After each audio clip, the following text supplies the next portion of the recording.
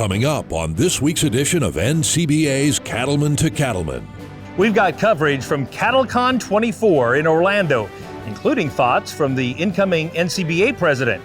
Plus, we'll take you inside the CattleFax Outlook Seminar to hear what the experts think about the year ahead. And now, NCBA's Cattlemen to Cattlemen. Hello and welcome to NCBA's Cattlemen to Cattlemen. I'm Kevin Ochsner. Thanks for joining us as we bring you special coverage from CattleCon 24 in Orlando. We had an incredible turnout as thousands of cattlemen and women came to Florida for a valuable mix of business, education, networking, and a little bit of fun. This event is also where a new president officially takes the reins of the National Cattlemen's Beef Association. This year, that role will be filled by Wyoming rancher Mark Isley.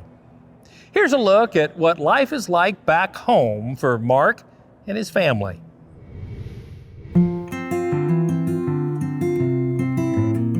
The windy high plains of southeast Wyoming are home to the King Ranch, founded in 1911. Mark Isley started as a hired hand on the ranch more than 5 decades ago when he was just 15 years old. I grew up on ranches and being around ranches my whole life, and I was always around horses, always around cattle, around some of the people I admired. As I got older, I started helping around different ranches. I ended up coming to work here at the King Ranch. I was an FFA kid, 4-H kid, so this was a natural fit. I was trying to go through school, and I was trying to start my own herd, custom haying business. So it was all really good. Over the years, Mark bought into the King Ranch and became the sole owner in 2011. Today, Mark and his family graze their cows on a mix of both private and public lands. You never get anywhere on a place like this without the support of your family. My wife, Trudy, has been absolutely wonderful. I am absolutely thrilled by the participation of my 3 adult children. They were FFA kids, they showed animals, they were active in their community, and they've taken a valid, sincere interest in the ranch. They are partners in the ranch and ownership of the livestock. Basically, we have 3 distinct herds that we run here at the ranch.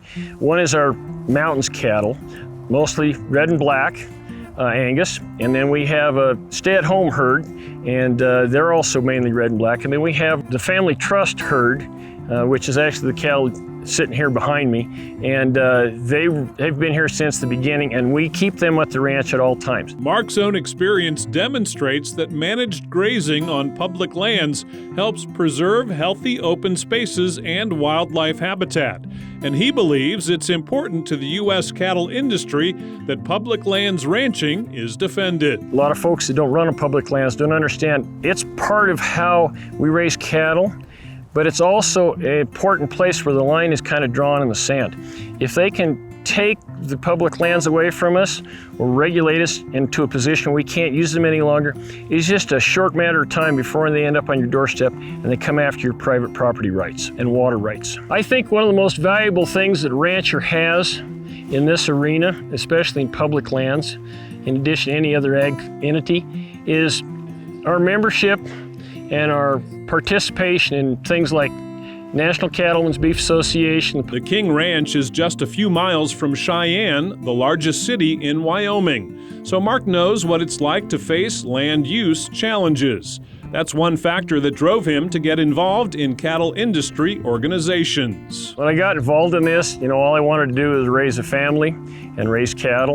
And I found out it was a whole lot more complicated than that. I found out that if I was going to both survive and thrive, like a lot of producers want to do, I absolutely ended up relying on both the Wyoming Stock Growers Association and the National Cattlemen's Beef Association. Absolutely invaluable. We're here today. My family's ranch is intact today because of those associations and the work that we did within them. A past president of the Wyoming Stock Growers, Mark now takes the reins as the 2024 president of NCBA. He sees opportunity to build a better business climate for cattle producers in every state. As incoming NCBA president, I'll tell you this, I'm in the fight for the producers in this industry, whatever segment. Those folks fought ahead for me. It's my turn to try to pay that back and do the best I can. I believe in this industry, and I believe in its people.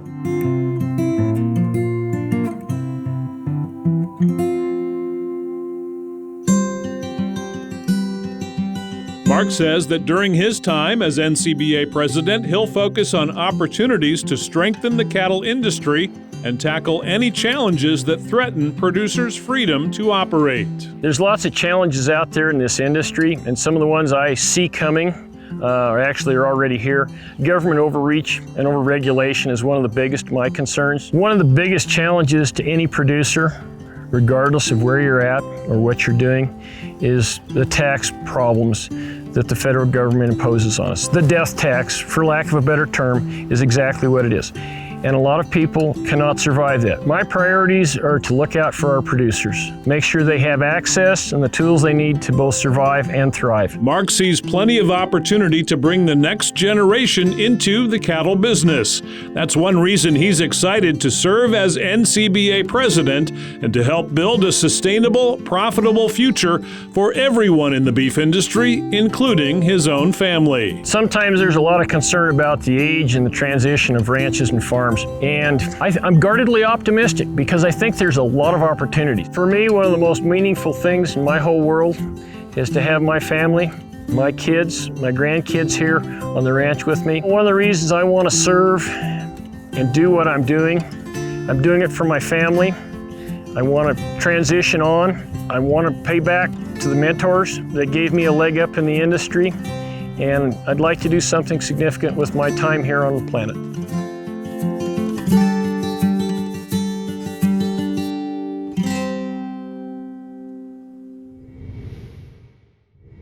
And joining us now is the new president of the National Cattlemen's Beef Association, Mark Isley. Mark, tell us a little bit about your leadership style and how you think that might help you in the year ahead. Well, I like to lead from the front, but I also want to incorporate some of our leader membership, our membership in general. They have depth, they have talent, they've also built relationships with folks in their area, in their region for years. So it'd be a shame not to tap into that and get their resources. But I want to be out in front on these issues, tell people the way it is, and see what we can find for a solution. That's really refreshing. You started your leadership journey at the local level by getting involved in the local level. I'm curious, tell us a little bit about that history and what drove you to get involved initially? Well, actually my banker is the one that suggested I join the local cattlemen's. And I didn't think much about it at the time. Yeah. But I also ended up purchasing a grazing permit on the forest, and I thought, this is great. I'm just going to have some cows, I'm going to rent some ground, I'm going to raise a family, this is great. And then I started running into the stumbling blocks. Federal overreach, regulations, there were all kinds of litigation going on, and I realized I was going to lose all that if I didn't figure out a way to help fight the battle. So I turned to the local association, our state association, and ultimately NCBA. And that's what did the trick. That's fantastic. You know, we know there's always lots of challenges in the beef cattle industry, but frankly, there's a lot of reason to be optimistic about the future. What are you most optimistic about? Well, I think I'm guardedly optimistic. I think there's some good opportunities out there. We're going to see a changeover in the transition, in the age of some of these folks, these operators. And I think if folks are creative and reach across the aisle on both sides, I think there'll be some young people who can come in, buy in, operate, lease, rent, and I think the older guys will find a way to transition out. I think it's good for everybody. We've got to overcome some market hurdles and that sort of thing, but I think if folks are creative and even reach out to us, maybe we can help with that. You've got a busy year ahead, Mark. What are some of the key priorities for your year as president?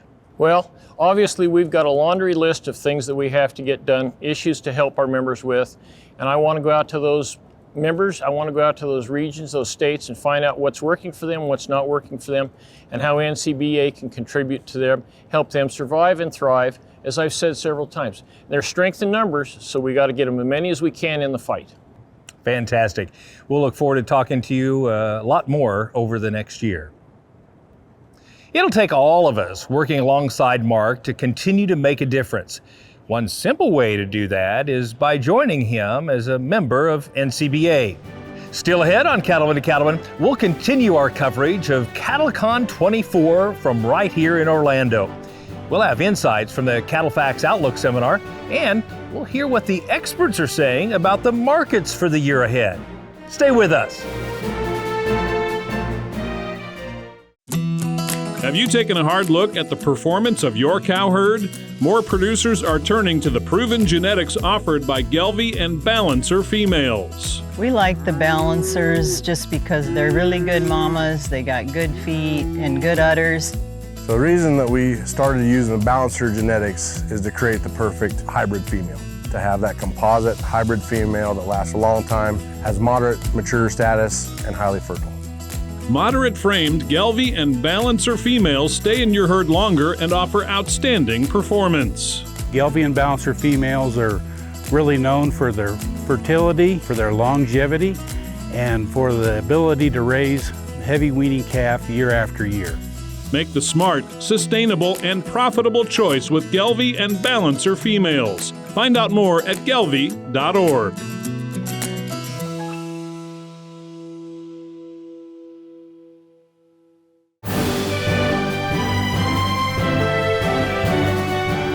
One of the most popular events at the CattleCon is CattleFax, and with us today to talk a little bit about what's happening, Randy Black with CattleFax. What do you see as your short-term outlook for 2024?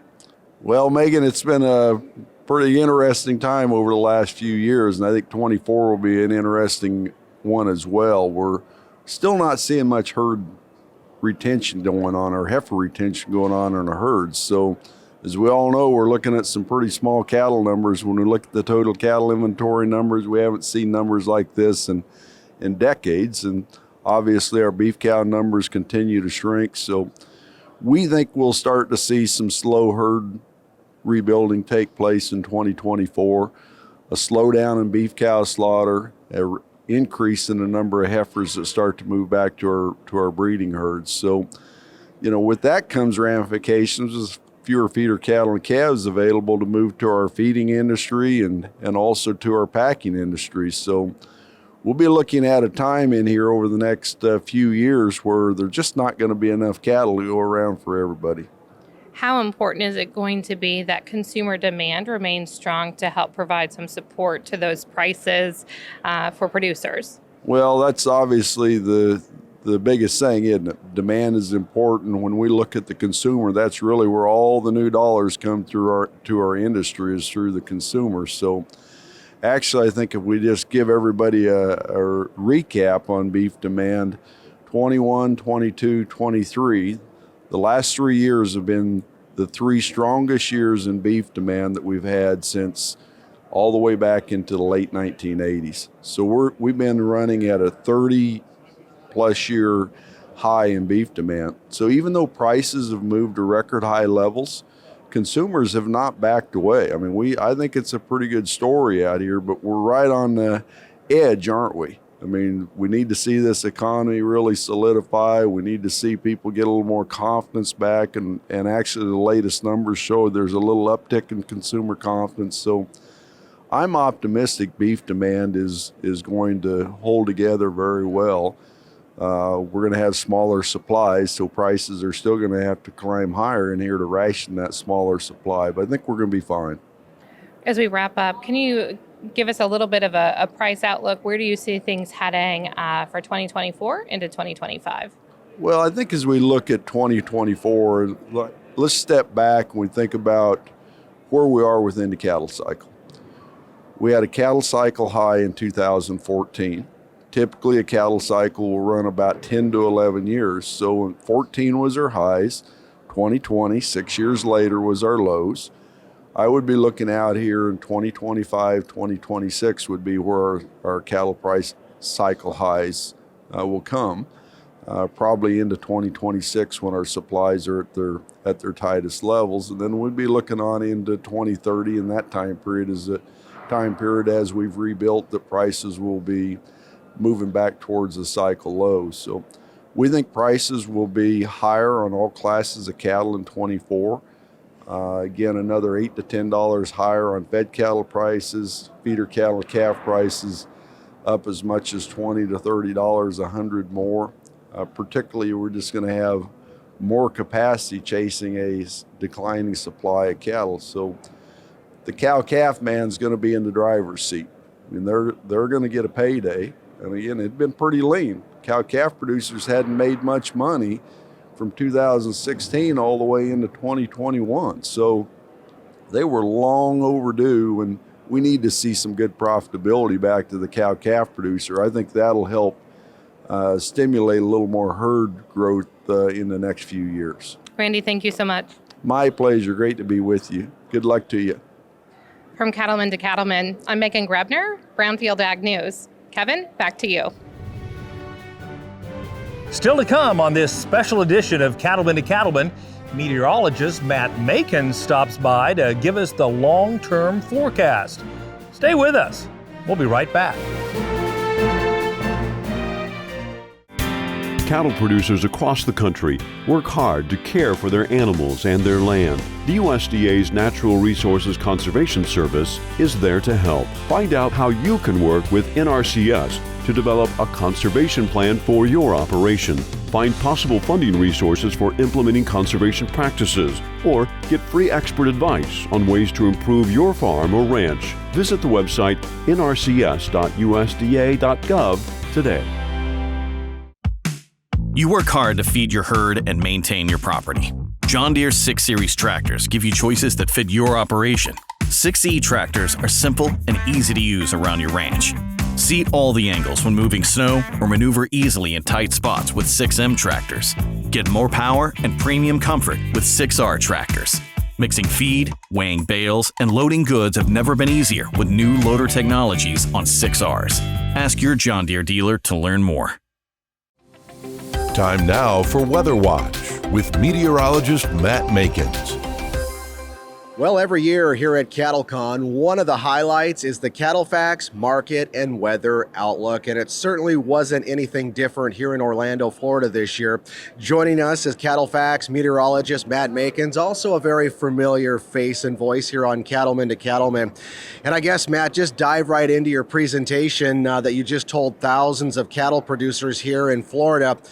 Some of your highlights, or maybe not so much some of your highlights. If anybody that's been watching C2C knows that I've kind of alluded to this fact that El Nino is kind of did its thing and it's on the way out. So we're opening the door now to La Nina coming in, and she's not just going to visit, she's going to come racing in like Cosmo Kramer on Seinfeld always did, and be with us for, by summer through fall, next winter, and potentially even longer. So, joking and kidding aside, the issue with La Nina hits the industry hard with drought. So we have to take advantage of our spring moisture, especially across Texas into Oklahoma, New Mexico, Kansas, Colorado. The wheat looks better this year, but once we get to the tail end of the year, we flip right back, hotter, drought signals coming back. That's what I was just going to follow up. I'm from Montana. I don't think that's any secret to this audience. And just a few weeks ago, it was 40, 50, 60 below up there. However, as we're doing this interview in places like Montana, it's actually in the 50s and 60s right now. What does the temperature outlook, both short and long-term look according to your weather models? Right, a lot of calves are starting to drop, so we got to worry about cold, obviously, and wet too. For the southern plains, when we have El Nino, which we still are in, so don't get me wrong, for the spring we're still El Nino, and you see southern plains, you increase your risks from cold. You increase your risks from snow at the same time. Toward the mid to late February, we do have a cold signal, but I use quotations this time because it's not like the January one. That was a stronger setup, if you will. So yeah, there's going to be some colder hits in February, early March, but to say today that anything compares to January, it's just not there. But we still have that risk, and it continues again until we get to about March or so, and then we'll see everything start to moderate. But this is going to be a combination of not necessarily from Montana, a moisture and cold situation. It'd just primarily be cold. It would be, say, from Colorado, Kansas, Missouri, and south. That's where you're going to get the wet and cold combo, potentially. And as we look towards the second half of the year, as you mentioned, a lot of the country is still going to be faced with drought, unfortunately, and that's probably going to have some impact on feedstuffs out there for America's cattle producers as we look to, feed those cattle, whether it's cow-calf operations, or feedlots. I think we'll start this year off way better. Hay's going to be better. Forages should be better all the way through May and June. It's going to be the fall fall, winter, and next spring 2025 already talking about, that's when folks are going to be like, we're pre-buying feed, we're stocking up, we're getting ready for this drought to come in. So I don't want to take away from the positive person in the room, which is this year is better than last, forages are better, hay's better, everything's kind of better. I shouldn't say everything, but by and large, the industry's better. Once we hit the midpoint of summer, though, like July, August, September, folks are going to start to go, ooh, I'm getting worried. Well, there's a lot of things we can control, and there's certainly things we can't control. And as Matt knows better than anybody, weather is certainly one of those that we can't control. We can only just try to deal with. But anyways, one thing that we do have going for us is the markets. And certainly the markets are a lot higher and continue to be higher just because of the sheer number of cattle out there in the countryside. Again, for more weather and market analysis from our friends at CattleFax, you can always jump online and visit them at CattleFax.com. Thanks, Russell. When we come back, we'll hear from this year's winner of NCBA's National Anthem contest. Stay with us.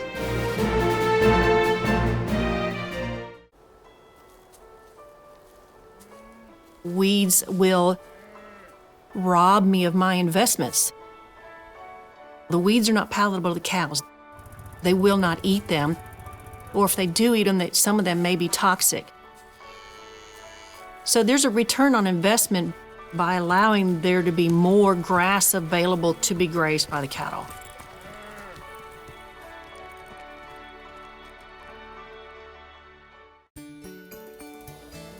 That certain time in the day when you can take a deep breath, knowing your work is done.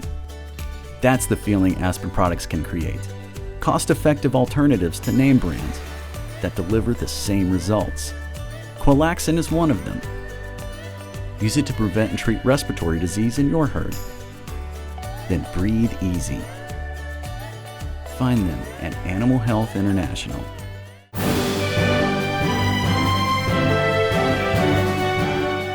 Well, we are out on the NCBA's trade show floor, and it's a fun opportunity for me and a lot of other folks to be able to catch up with this year's NCBA National Anthem Award winner and my friend Anna Spoonheim from Montana. You just wrapped up a great rendition of our national anthem here at CattleCon 24 in Orlando, Florida. Anna, talk about that experience, having the chance to sing that national anthem in front of all these cattlemen and cattlewomen from across this great country of ours. Yeah, thank you, Russell, for having me. It's amazing to be here in Florida, and even though the weather is, pretty warm back in Montana, strangely enough, it's so good to be able to soak up some sunshine and just have some important discussions with America's beef producers, and to be able to soak in that knowledge and that wisdom and just take home everything that I can from CattleCon. Now, I might be a little bit biased because I too am from Big Sky Country, but I know when voting started, all of Montana just rallied behind you. How cool was it to have so much support to see you enter this contest and eventually win it? It was humbling. When I say humbling, I really mean humbling. I was just talking about how my 6th grade science teacher was suddenly rallying forces with all of my college friends, and people from across the state, every corner, were suddenly just like, oh, hey, she's from Montana, we'll help her out.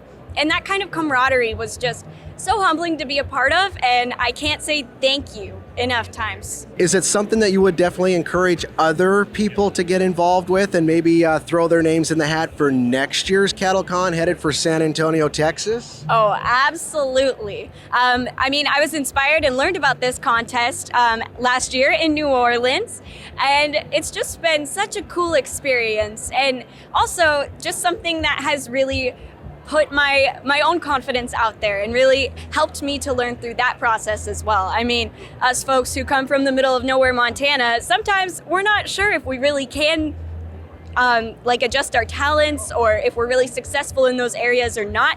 Just because, the only one who was really cheering me on with singing was my grandma and my mom, maybe. So not that I don't trust them, but they're really cute.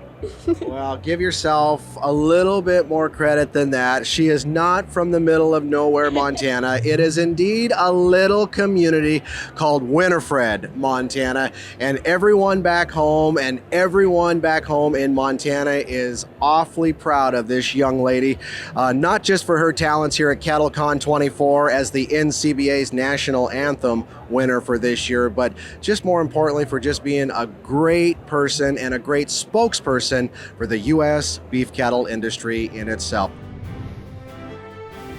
That wraps up this edition of NCBA's Cattlemen to Cattlemen. Thanks so much for spending time with us. We'll see you again next week right here on RFD TV.